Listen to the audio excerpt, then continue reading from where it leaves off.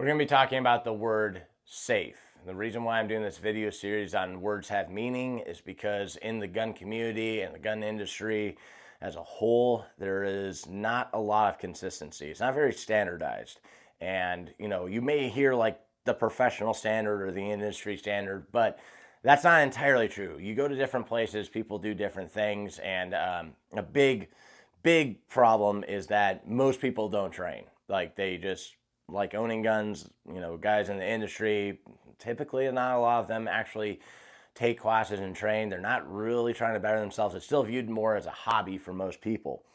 And because of that, one of the results has been that a lot of words get thrown around and people don't really understand the definitions of those words, and they don't realize how some of the things they say don't truly make sense. So what I want to do with this video series of Words Have Meaning is look at the definitions of the words and really critically think about what it is that we're saying, what it is that we truly mean. So we're going to look at the word safe, because I think that is one of the least standardized things. Like people over here do certain things for safety and people over here do other things for safety, and it's not the same anywhere you go.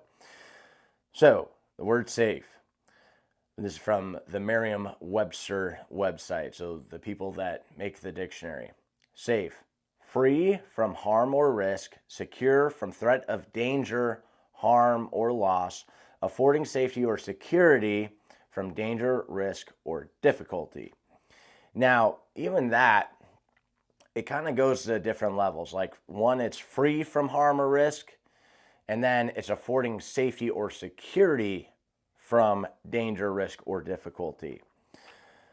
But I want you to think about it. Free from harm or risk, like truly, definitively safe, as in nothing bad will happen. Is it possible to achieve that with guns?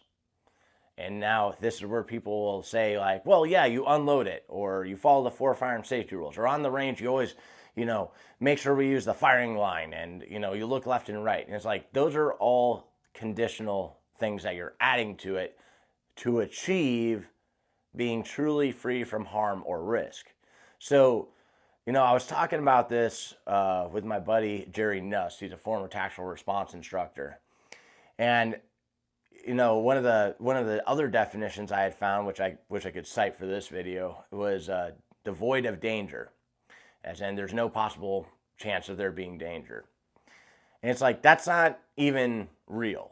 Like how do you even achieve that in real life? And he was like, what are you gonna do? You gonna lay in bed so that you don't get an injury, and you're never gonna go outside so that nothing bad can happen to you out there? And it's like, yeah, well, you're gonna get mental illnesses, physical illnesses, and then get fat and have bed sores all over yourself. Like, or even me standing in this room right now, what if, a plane comes crashing in? Like, who knows? Obviously, I'm being hyperbolic right now, but there is no such thing as real safety. And especially not when we're using guns. They are dangerous tools. So this is where, what should safety be? I think you begin with the 4 firearm safety rules. And we start there, all right? And we don't add anything else to it. If we can get people to where they're just simply following those 4 rules, we'd be much better off. And this is where I like replacing the word safety with competent. It's something that, training with Sonny Pazikis for Trained Concepts, he changed my mind on.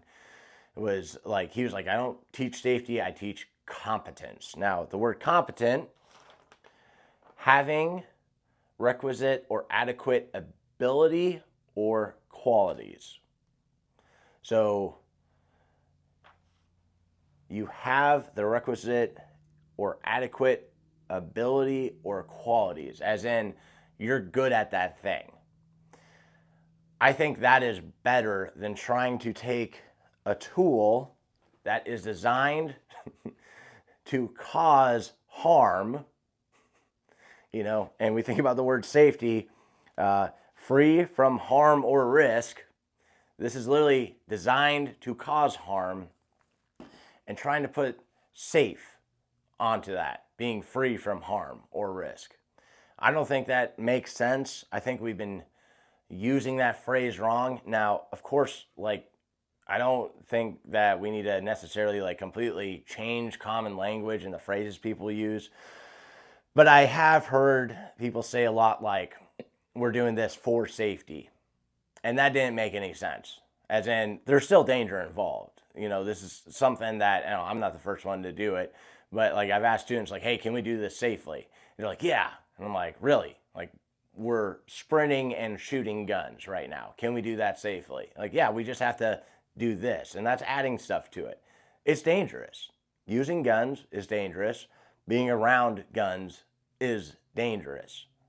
So we need to be competent with them because we will never truly achieve safety.